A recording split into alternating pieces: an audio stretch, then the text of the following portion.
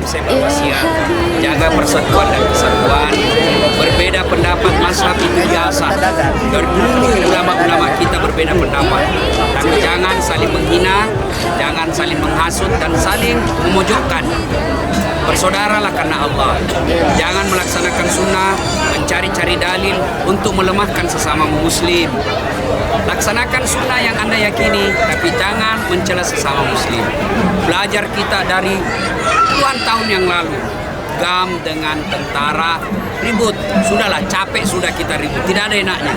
Sekarang saatnya kita berubah, bersatu, bersaudara, sesama muslim. Kalau Aceh ini tentram, bukan orang Sulawesi yang nikmati, bukan orang Jawa yang nikmati, tapi masyarakat Aceh sendiri. Mari jaga ukhuwah.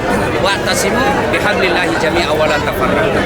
Saudaraku masyarakat Aceh, ada dua yang Allah berikan nikmat bagi masyarakat Aceh. Satu, diberikan nikmat melaksanakan syariat Islam. Luar biasa.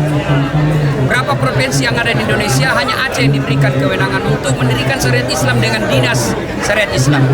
Yang kedua, Aceh diberikan izin, dilindungi konstitusi untuk membuat partai lokal. Luar biasa. Provinsi lain tidak. Maka syukuri nikmat ini. Caranya jaga persaudaraan. Puncak dari semua ilmu adab. Jika adab tidak ada, kita tidak ada nilai di sisi Allah Subhanahu wa taala.